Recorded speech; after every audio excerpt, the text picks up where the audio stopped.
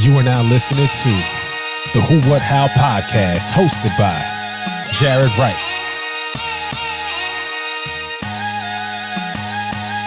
Let's go.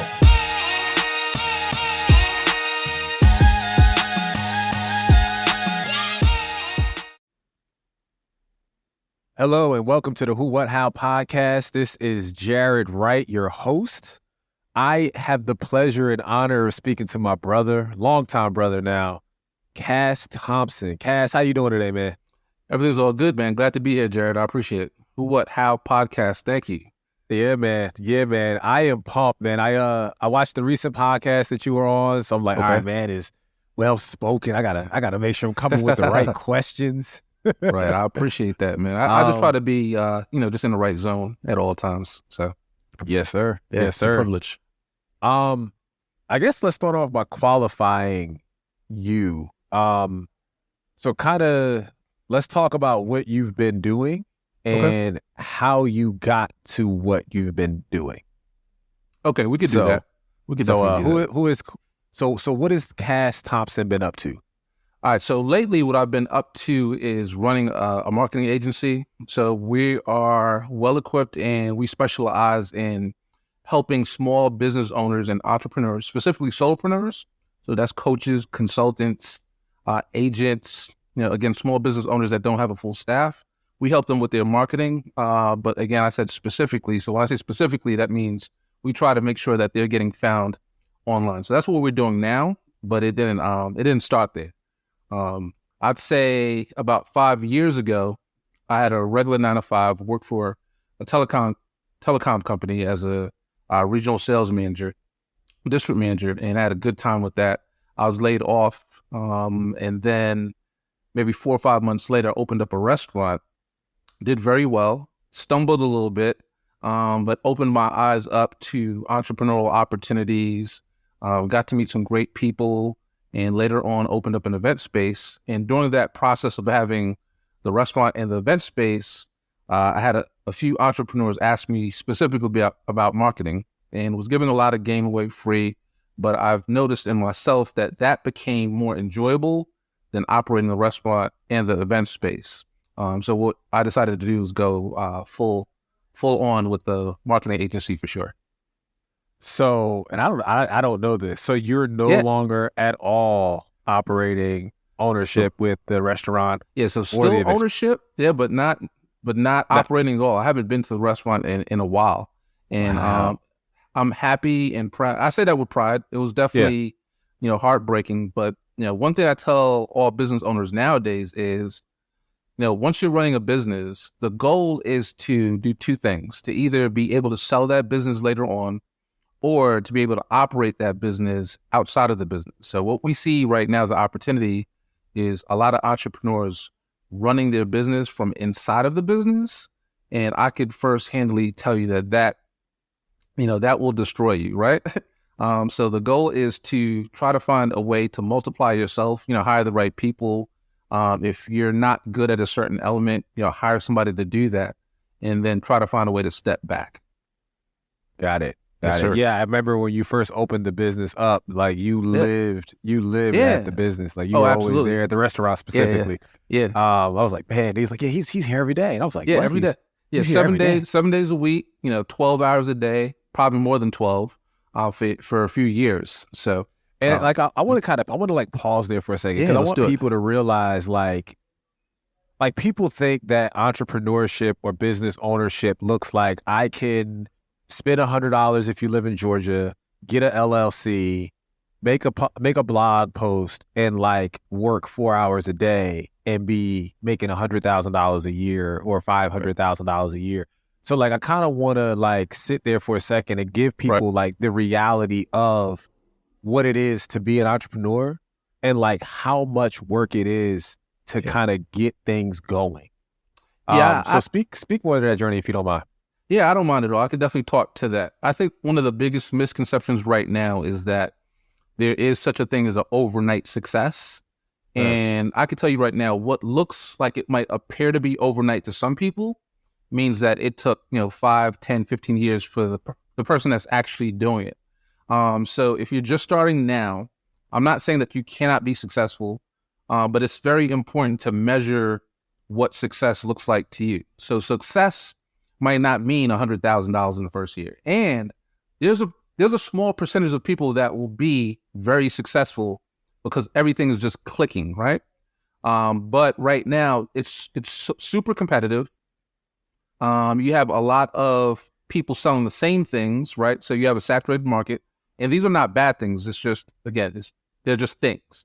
And then you have a place where people can now access things more readily. So the internet. So you can just jump online, and if you know that you're searching for a particular thing, you can just say, internet, I want this particular thing, and I have it. But just to give you an example, when we look at YouTube, you have somebody like a Mr. Beast, right? And Mr. Beast right now, you look at him like, all right, so he's getting 1 billion views. Like, I want to be a Mr. Beast. But what a lot of people don't realize is Mr. Beast went 7 years of posting videos daily with no views, right? So that took 10 years to get to where he's at now. And 7 of those 10 years, there's nothing going on. So it comes down to like, hey, knowing that, hey, nothing's going on, but let me buckle down. Let me get consistent. Let me keep going. Let me try different things. And because I believe in this thing so much, success will come. Yeah. Success will come. The patience and persistence of Absolutely. it all. Like, gotta go. Those two things combined, right? Like, you gotta be patient. Let it grow, right? But then also be consistent and persistent at the pursuit of it growing. So yeah, I definitely just want to stop there for a second. Oh yeah, absolutely. We got people who are like, so let's define it, man. Like, what is entrepreneurship? I think for me, it comes down to one word. I love this question. Entrepreneurship, I think to many people have different definitions. For many people, entrepreneurship is different things. For me, now that I've been doing it for so long, it comes down to one root word, and it's not money. It's definitely freedom. So entrepreneurship is the ability to do what you want, when you want, with whom you want to deal with. Where for me, even if you have a 9-to-5 and you have some flexibility and you have a side gig, and that side gig gives you freedom, happiness, whatever that looks like, you're an entrepreneur, right? You started. Now, if you're further along and you could take trips and, step away from the business, that again is freedom, right? So once you're starting to move away from a space where you can't move the way you want to move to moving a little bit more, with some flexibility, that is true entrepreneurship. Excellent. Yes, excellent. Sir. So, I looked at your website. I looked at a lot of things you've been posting lately, right? Right. And so what is entrepreneurship or entrepreneur development? Like, what is... Yeah, we could talk through that. Yep. Yeah. Let's kind of sit through, like, what are some things that if I'm coming to you as an entrepreneur, you're like, right, these are some things that you need to develop, or these are some qualities that you need to develop so that you can kind of persevere through some of this stuff? Yeah. So also a great question. When I look at entrepreneurship, I think the end goal is freedom, like I said before, but there's definitely a path that needs to be taken to get to that freedom. And earlier we talked about the restaurant and knowing what your strengths are, what your weaknesses are. So as I list these things out, if you're not strong in them, I think it's okay. But it's going to lead to my first point, which is self-awareness, right? So self-awareness is just the ability to know what you're really good at, right? What comes great just naturally to you and what you're not good at. And before I go to the second point, I'm going to give you an example. So when I started the restaurant, I knew right out the gate that I was good at sales and marketing because that's what I was doing previously. It came natural to me. I took extra training for it, and boom, I just love it. I just like getting in front of people, talking and letting them know what I have to offer. And even if they give me some objection or pushback, I'm good at finding a way to overcome that objection. What I'm not good at is anything related to taxes, finance, admin. Like, I know that those are my weaknesses, and I've had to learn the hard way and go through it. But specifically knowing that, all right, if you're weak in that area, find somebody. If you can't afford to hire somebody, that's fine. But you still need to find somebody to help you with those things. And that could mean, advisors, coaches, mentors, etc. But you need to find people around you, or if they're even not around you, search out for people that will help you with your weaknesses. So the first thing is just self-awareness. The second thing is being able to control your time. So the end goal is freedom, but you can't even get to freedom if you can't control the time that's given to you now, right? So even in your 9 to 5, making sure that you have characteristics of an entrepreneur. So even if it's not your business, acting like it's your business now. So when you're supposed to be there at 9 o'clock, getting there at 9:15 is not a characteristic of an entrepreneur. Because when you own your own business, you can't be showing up late for your customers, right?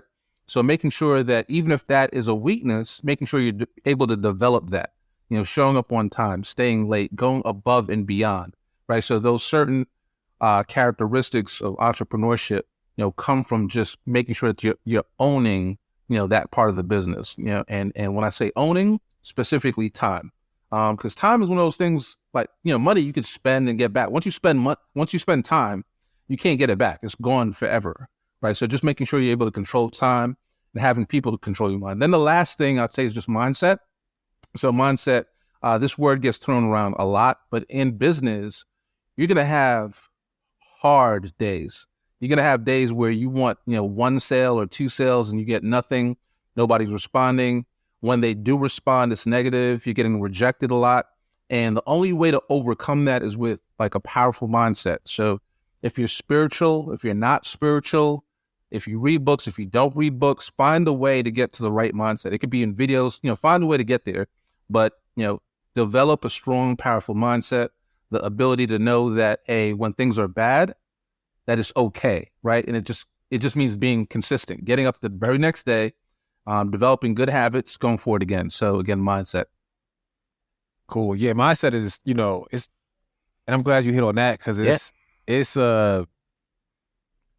you said spirituality. I think like even like community, right? Like having some people around you that's like, yo, Cas, man, today's one of them days. You're slipping. Like you can like walk me back off the ledge and be like, nah, you're forgetting maybe where you were when you started because you're paying attention to how far you got to go. Right. But having those people in your corner is like super, super important. How do you think entrepreneurship affects the society? I think entrepreneurship is the one thing that's fueling society, believe it or not. And I'm going to keep this one short, but the reason I say that is since the beginning of time, us as a human species, as a race, have had problems. If you think about every single problem that has been solved since the beginning of time was solved by entrepreneurs. So entrepreneurs, the reason I will fund other entrepreneurs and the reason I love to help entrepreneurs, even if there's no money, I know that entrepreneurs are going to solve the world's problems. So when it comes down to health and medicine, when it comes down to technology, all of the greatest innovations that you've experienced, even if they're not doing it for money, it took an entrepreneurial mindset to get to that invention. I knew you was going to smash that question. Yeah, man. I knew you was going to smash that one. Yeah, we do this every day, man. But it's true, though. Like, entrepreneurs are here. Some of them definitely are here to make money. And I think that, if you are passionate about something and you have a family to support, if you have a spouse to support, by all means, don't be scared to ask for money, right? But there are some entrepreneurs that, beyond their need for money, they believe in their cause and their passion so much that they're willing to do it with negative results, meaning that they're not getting money. Matter of fact, they're spending money. They could be in debt and they keep on going anyway, because that is their core belief is that they're going to solve this problem. And when they solve it, the human race is going to be better for it. Hey, can you think of anyone right off the top of your head that like kind of pops out to you that's maybe doing something like that? Yeah, Elon Musk. I mean, I think he's the most popular one, regardless of how you feel about him, right? Regardless of what he's doing on Twitter, because I know, when I say Elon Musk, he's a polarizing figure, especially in the past year or two. Like people love him, people hate him. So we're not here to talk about that.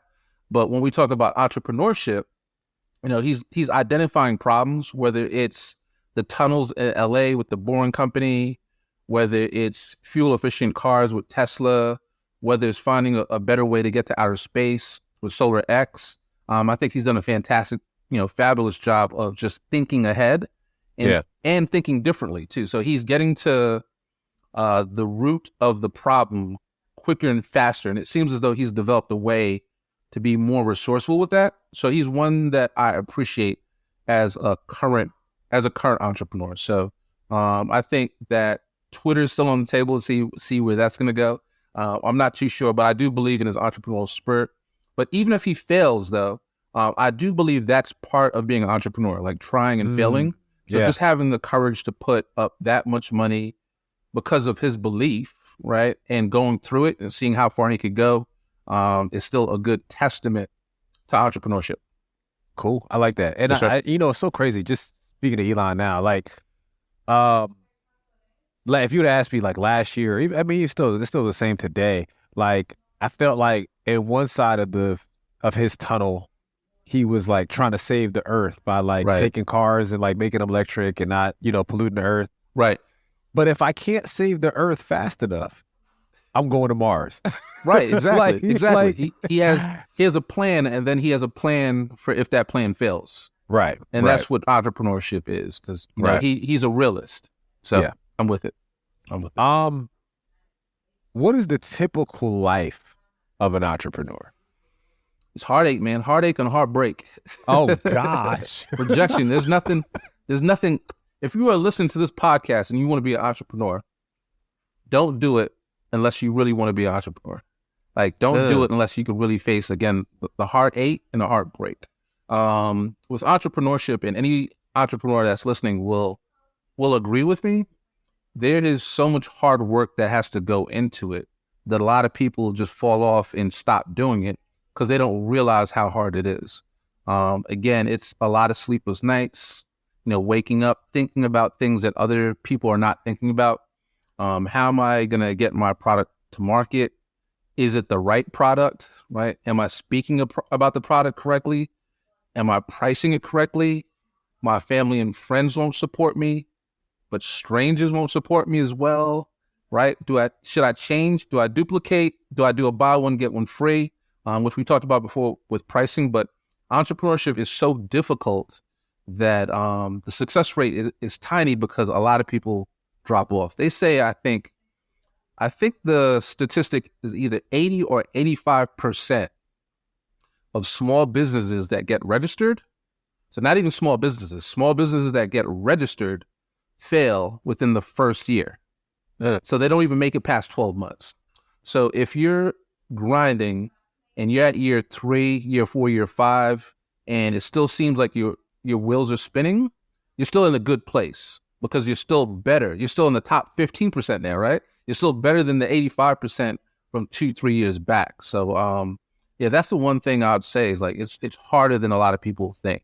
And it just, again, comes down to consistency, following through, and making sure that you're able to face rejection and the heartache and heartbreak when it does come up. So how did you learn how to deal with the rejection and the heartbreak and the heartaches as you were growing into your entrepreneur mode? Yeah, I have to give a lot of credit to actually my 9-to-5, and I think this is something that could be developed in the 9-to-5.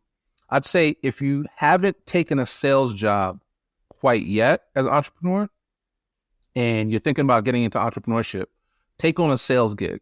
And even if it's, again, part-time, there are a lot of things that I credit my 9-to-5 for in regards to just training. And I was able to take that training and apply it to, real life situations. And I'd have to say that if I didn't go through sales, I wouldn't be able to face the rejection that I failed in the restaurant, because people know what they want, right? So if you think that they should get something and they really don't want it, and you're not ready to overcome the objections, you're going to get a hard no, right? And some people can't take hard no's. Like, they just can't face the rejection. Like, rejection, I think since birth, like, as a guy, we are taught that, rejection from a female is rough, right? As we get older, we learn that, hey, that's just part of the game. The more no's you get, you'll eventually get to a yes, right? So the same thing applies in business, and people learn that at a later time, sometimes too late, where if they're finally learning rejection in their 40s, it's going to be rough for them to get through that. And some people get paralyzed by the fear of rejection, because they're like, hey, man, I got this product. It's hot, but I'm scared to post it online. I'm scared to, go to this pop-up shop because people are not going to like my stuff, man. I'm just going to get rejected.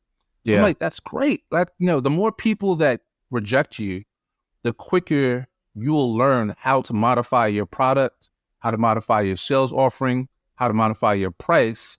That way it has that perfect market fit. Yeah. Yep. Yeah, rejection is actually information. It is. It's data. Like it's data. And you can't improve on the data if you don't get the data from the rejection. Right. Yep. Right. Exactly. Yep. So we're gonna shift now into some of the other stuff that you are focusing on. So like personal branding. Yep. So what is personal branding? Yeah, let's talk through it. So one of the things that we decided to do when we opened up the marketing agency in the very beginning, we were really focused on the small business. So a small business could be, 1 to 5, maybe 1 to 10 employees, to see if we could help them with social media. Then along came this thing called COVID, right? And that shifted a lot of things, right? But specifically in our market, we found that what was created was the solopreneur. So solopreneurs were around for a long time, but people being forced to now work at home, to do 9 to 5s, get behind a laptop, that was becoming more frequent.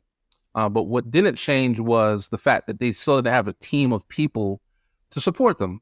So then once we started getting some rejection, right, we started getting some data, we learned that, the biggest problem that they had was just the personal branding. And I'm going to get to what personal branding is, but if you have something to sell, and let's talk about Elon Musk for a minute. Right? So the one of the products that he has to sell is Tesla. But a lot of people aren't buying Tesla because it's Tesla. A lot of people are buying Tesla because it's Elon Musk. So personal branding is the support you get from the actual marketplace for you as a person, because I like the way you dress. I like the way you look. I like the things you speak about. I like the religion that you have, right? I like the type of music you listen to. And everybody's different. And the marketplace is so crowded right now that even if you're a real estate agent, there might be 10,000 real estate agents in Atlanta. Let's take Atlanta, for example. And I don't know what the number is, but let's use 10,000. And I could be going with John, Bob, Sally, Mike, whatever. There's tons of them. But you know what? Mike listens to hip hop. He's Christian. He's married. He has 2 kids. I have 2 kids. Like Mike is like me. Like I want to deal with Mike because Mike relates to me. So that is personal branding. What people are saying behind your back, positive or negative, that is personal branding. So what people are feeling, the type of emotions that you give off to people when you're not even around, that is personal branding. But ultimately, it's your reputation. What people are really saying, what people are talking about, how people are acting up around you and about you, even when they're not around you, to the point that, hey, I trust him so much that I'm going to buy something from him because I was looking for this thing anyway, but I love his personal brand, and I want to be just like Jarad, man. So yeah, I'm gonna get that mic, I'm gonna get that headset, I'm gonna get that chair, and that's personal branding. So there's a way we've discovered a way to be able to, build, develop, and then market a personal brand to sell anything, because ultimately it's not even the thing, it's the person that they're buying from. So in the polarizing society that we live in today, are we more careful about the things that we say when it comes to personal branding than we've ever been in the past before? So unfortunately not. Okay. Unfortunately not. We're not as careful as we should be. And I think, and this is just not a power play on our own agency.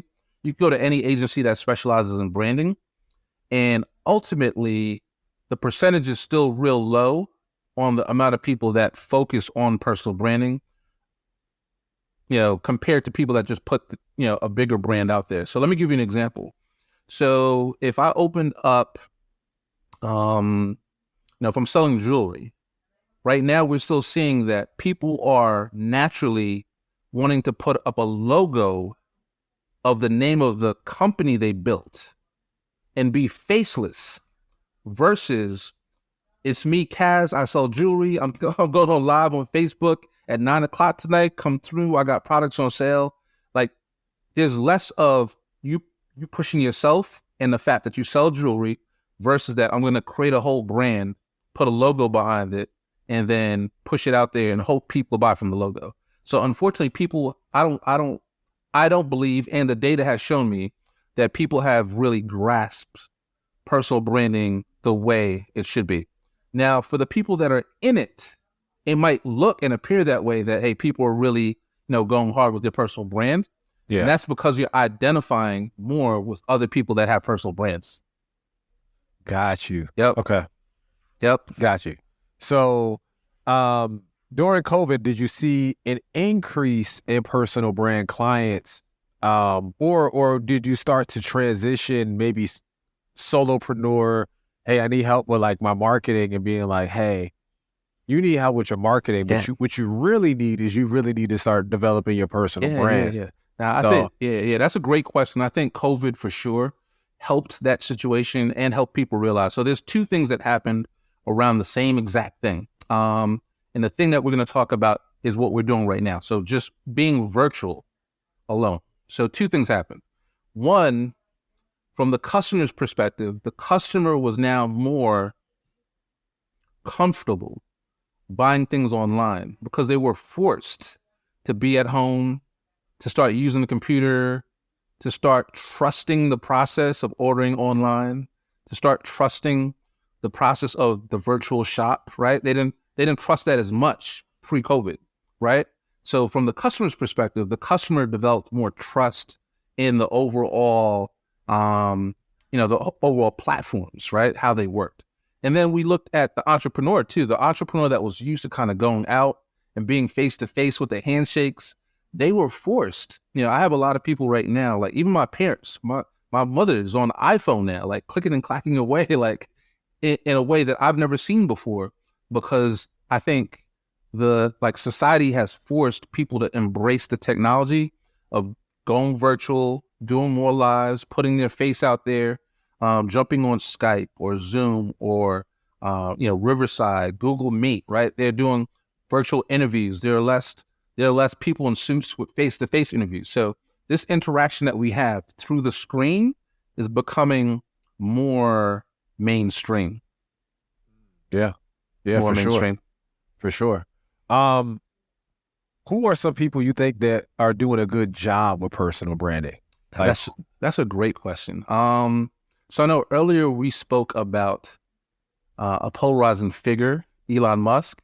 Yeah. I'm going to bring up another polarizing figure, and it might turn some people off, but I just want you to listen for a little bit. Again, not picking sides, regardless of how you feel about him.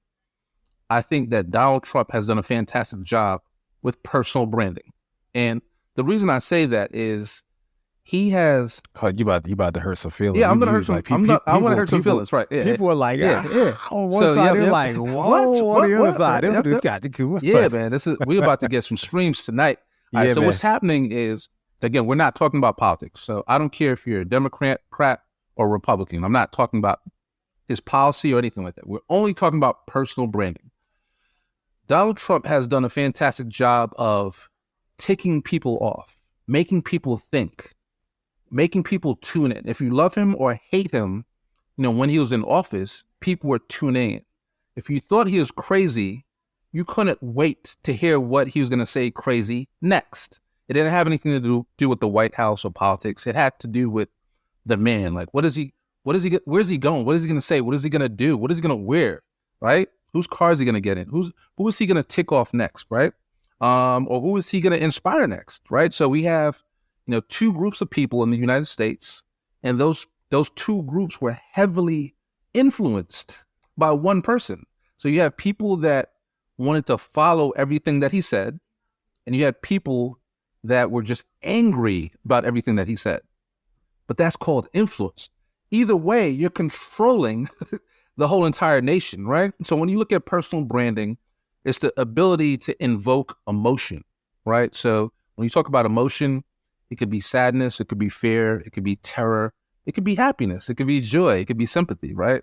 So, he did a fantastic job of making you think and feel a certain way every single time you heard his name. And the truth is, you have the power to do that too. So if you're listening and you're trying to develop your personal brand, think about what you have to do to invoke emotion to get your customers to buy. What do you have to do to motivate them or demotivate them, right?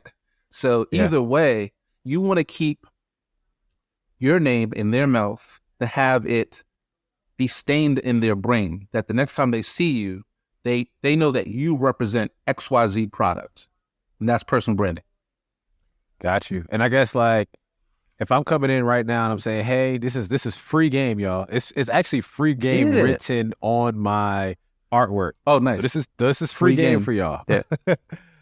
What is like one of the first things that you say to a client that's coming in, hey, Cas, really interested in like trying to improve and develop my personal brand. Right.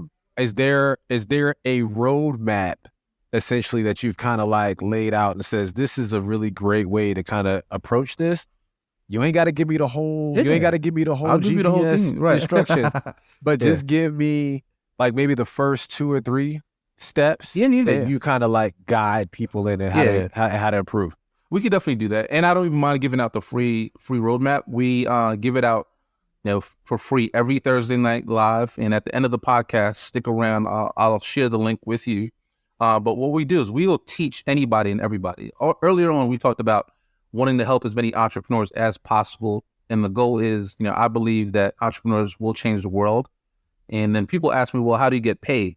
And I tell people every single time we give out the free game, there's going to be somebody that either wants more time or more attention, or they want us to help them implement it. So don't worry about me. I want you to take the steps. If you could implement them yourself, that's perfect. Tell me how you did, and we'll still use it as a testimonial. But what we do is the very first thing we do, or the very first question we ask is, what is your process right now? What is your process right now for attracting clients? So you have this thing that you want to sell, and you're trying to sell it through your personal brand, or you don't know how to sell it at all. Walk us through like how you're doing it. And once they either fumble or they're able to articulate the process, we'll be able to tell them what they're doing wrong or what they need to do, right? Either way, right or wrong, we'll tell them what we've done in the past to get clients, or to get our customers more clients, or to get our clients more clients, right? And the thing that we do is, the first question we ask after that is, if a potential customer went to your site and they were interested and they Googled your name, what's the first thing that would pop up when they Googled your name? What would they see? Those results, what would that say about you? Would you buy from you based on what the results were, right? And typically they'll start scratching their heads, be like, you know what? Nah, I want it.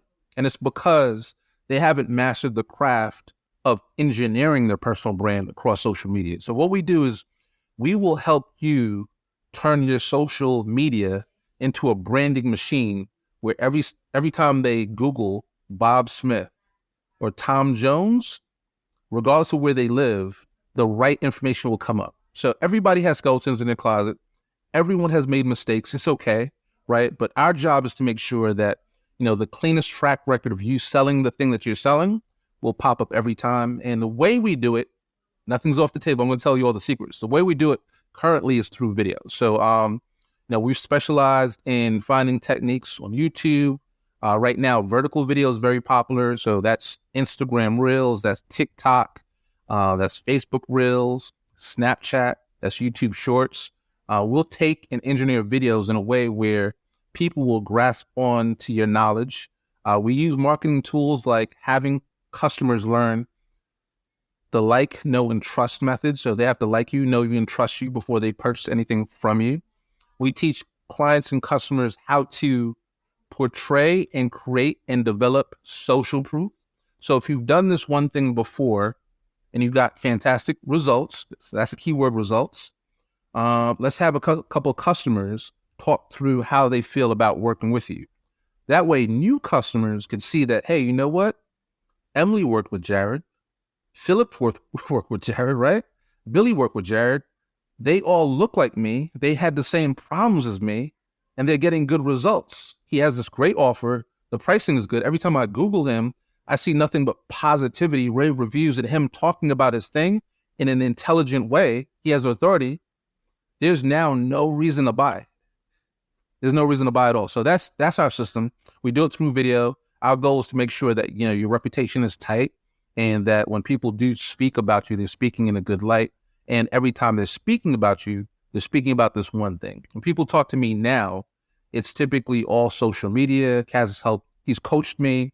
They talk about entrepreneurship. So if they're using the same buzzwords over and over again, all you have to do now is create a product around that.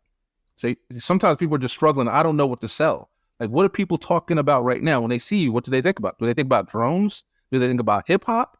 Right? Do they think about audio equipment? Whatever it is that they're thinking about, just go heavy on that. Just 10x that, and then sell that as a product. So we'll help lots of our clientele develop digital products as well. So that could be ebooks, courses, consultation, coaching packages, and we help them to sell or monetize their personal brand. I love it. I love it. That is free game for y'all. Let me give him a round of applause to the free game. That right there was great. There you go. Yes, sir. So now, for the namesake of the podcast, we're going to get into the last 3 questions that I have for you. Sure, let's do it. The who question. Yeah. So who are you?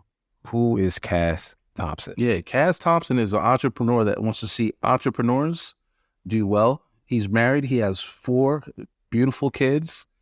3 beautiful stepkids, so they're mine by nature too. So I should just say 7 kids totally, right? I love hip hop. I like eating food. As you can see, I'm putting on a little weight. I see, right? Man. Yeah, I'm putting on a little weight, but I'm still in the gym. And ultimately, like, I could really be on a laptop. If I have a laptop and some Wi-Fi, I'm constantly, again, learning. I'm constantly trying to develop. I read a lot, and I just want to be a better man. So anything that I could do to be better and to help other people be better is a win-win. Excellent, man. My what question? Yeah. So what do you want to be remembered for? Exactly what I just said in the first question, which is I want to be remembered for helping as many people as possible. So if I could put smiles on people's faces, if I could enlighten them, if I could make them better in their own life, I think that I've done my job as a human, right? So every now and again, I'll talk to some of the people I worked with at the old job, and they'll come back and tell me stories like, hey, I know you was hard on me. Now I'm in this place where, like, I wish other people was as hard on me earlier, because I've been able to grow from what you've taught me. You never missed a beat. You was always real. You kept it 100% transparent with me. You told me the good and the bad. And when I hear stories like that, not for ego, but it tells me that I'm doing a good job, and I feel good that I was able to impact other people in a positive light. So I've been in negative places, and I don't want to ever go back there. Yeah. So, we've all, again, like I said earlier, have skeletons in our closet. The goal is to just spread more peace than like evil, right? So do more good than bad. That's the equation. Yes, sir. That's the equation. And I guess, and then the how question is how do you plan on continuing to execute on the legacy? We should definitely do that. I think right now, the greatest thing for me, like I said in the previous question, is I love my Wi-Fi. As long as I'm able to touch people, I don't have a fear. I used to have a fear of like reaching out more. Even when we talking about this podcast, even tonight when you're like, hey, Cas, I got some pre-questions. I'm like, nah, just let them roll. Like, I have no problem talking about what we do on a regular basis because of that conviction. We're very passionate about what we do. And I want to make sure that, again, I'm impacting as many entrepreneurs as possible. And that's the goal. I just want to keep on. What is driving that passion? Like, because I hear it, I feel it. You feel it? And we talking, obviously I've known you for years now. Yeah. But what is driving that passion? Because I will say that, like, we first met, I felt like you've always been a leader. Right. But I don't know if you've always had this same passion for what it was that you're doing. I think I'm more passionate now. When we first met, I think it was on the cusp of me leaving corporate, and I was literally trying out the entrepreneur gig in the brick and mortar restaurant. I was happy, but I think I'm happy. I know I'm happier now because I'm leaving more of an impact, and I'm getting the results through my clients that's making me happy. And it's weird. Yeah. It's almost like I'm living through younger versions of myself. So I'll work with anybody, any age. But when I see like a 20-year-old me that really wants to be an entrepreneur and they just need the steps, I think back to myself. I'm like, man, my father has been giving me this game, but I didn't execute it fast enough, right? I didn't execute it in the right way. I wasn't serious. I was thinking about girls or money. I just wasn't focused. So even though I'm a little older now, and I totally understand why the average CEO is like 60, 65 years old, because as you get older, your brain develops in a way where you're able to avoid certain mistakes and you're really able to dial in on what's really driving you. And for me, that's, again, what makes me passionate. And right now, it's helping as many people as possible. I know it sounds corny. I know it sounds cliche, but again, I'm living vicariously through the people I help. So if I help you and you get 5 clients, it feels like I got 5 clients. I feel good because I know that the process works. So yeah, those results are really exciting for me. I'm done with the questions. Yeah, you're good, man. Let's kick it down. So like, how is the season that you're in now changed or impacted like the closest 5 people, or I guess in your case, closest 8 people around you, your wife, your 7 children? Like, how are they experiencing you differently? Yeah. Because you're happier now, or because things are more passionate in the place of your professionalism? Right. Now, that's a great question. I'd say yes. I don't shy away from this question, but I always reflect on how I've grown or what's different now versus 5, 10, 15, 20, 30 years ago. And for me, I care less about how other people feel about me, which is sometimes hard for people to digest. But once you start to stop caring, you think about, your clothes has to be clean, but you're not thinking about what other people think about your clothes, right? I used to spend like tons of money on sneakers and stuff like that. I'm still a Jordan sneakerhead, but I don't care anymore how you feel about me. I know like what my purpose is. And because I know that, it has enabled me to communicate in a different way. So for me, I think that right now I'm the best at my own communication, better than I've ever been. So I'm only measuring up to myself. I'm not looking at Obama. He's a great communicator. And I don't say that I want to be him. I want to be me, but better than 5 years ago. I want to be me, but better than yesterday. So I'd have to say, if I talk to, my 7 kids and my spouse, and even if I spoke to, ex-girlfriends or ex-friends or people that knew me in my past life, they'd probably say that Cas is different because he's a different communicator. I didn't always share my feelings. I wasn't always this transparent when it came to personal things. I was always this transparent when it came to business. But now I'm willing to share, like, again, how my day's going, any kind of arguments that I've had with my wife or problems, right? The good and the bad. I'm here to tell you that I wasn't always a great father, right? I was terrible. Like, I was grinding so much that I was missing football games. But because of that realization, I'm so in tune to my kids right now that, like, it's wonderful. I feel good. They feel good. They could come to me about anything because they trust me more. And I'd have to say it's definitely the communication. I've become a better communicator, more transparent. I wear my emotions on my sleeve, right? I just let it all hang out, man. So, and here's the thing too, when you're becoming a better communicator, when you don't know, you just don't know. So even when I'm talking to clients and they're like, hey, how do you do this? I'm like, you know what? Never heard of that before. I don't know. And you know what that does? That just builds more trust. People are like, whoa, he's not trying to be something he's not. He's not trying to be perfect, right? So even if I don't know, I'll figure it out. There's YouTube, there's books, there's mentors. I'm going to figure it out for you. But right now I don't have the answer to that. And people love that. People love that. Yep. Bro, you smoked that. Yeah. First off, I appreciate that. I appreciate you, man. I appreciate this entire conversation.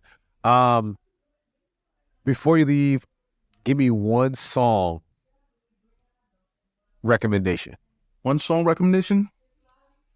This is a tough one because you already know I love hip hop, so I'm gonna keep it. I'm gonna keep it very hip hop. I'm gonna go Common because I'm a backpacker. I'm gonna go old school. Oh, okay. It's got to be more than 10 years old. I'm gonna go Common, and I'm gonna go Her. And the reason I picked that song is it's still an old school song. It went mainstream. Yeah. But it's still relevant today, believe it or not. So if you go back and pull it up out of the archives and you think and listen to music today, Her still applies. So Common, Her. That's my one song. Cool. And before you leave, man, tell us what you're doing for the rest of the day, because you mentioned it before, and where we can find you. Drop your all your stuff, man. Yeah, no worries, man. So I'm doing an emergency setup right now. If you can see behind me, I was supposed to be in my office, but I'm actually at my daughter's house. She lives in Midtown Atlanta. I'm not going to put out the address because I know there's a lot of crazy people out there. Crazy. It's insane. And she's making a lasagna. So as soon as I jump off this podcast, she has wine and lasagna. Wife's in the living room. She's out there cooking. I'd say by now, everything should be done. I'm going to tear it up. If you want to find me, though, my name's Cas Thompson. It's Cas Thompson everywhere. I wouldn't be a branding expert if my own name wasn't available. So CAS, last name Thompson, you can find me. If you're thinking about getting free tips, we go live every Thursday night. Brandmarketinguniversity.com. Go there. I'll send you the link. And if you want to learn how to make money online using your personal brand, I will show you. Brandmarketinguniversity.com. Cool, man. I appreciate this, man. Appreciate you, Jarad.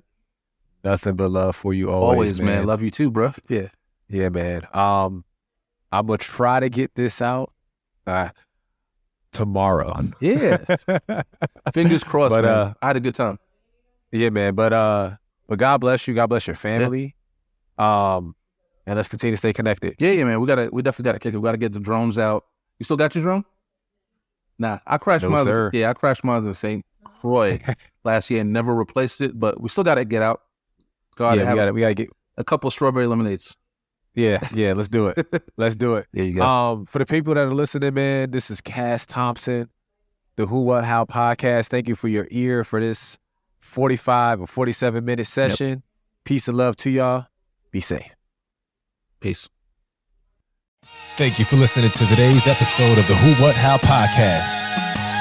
If you enjoyed it, go ahead and hit the subscribe button and share it with a friend. And we'll see you next time. Peace. And one love.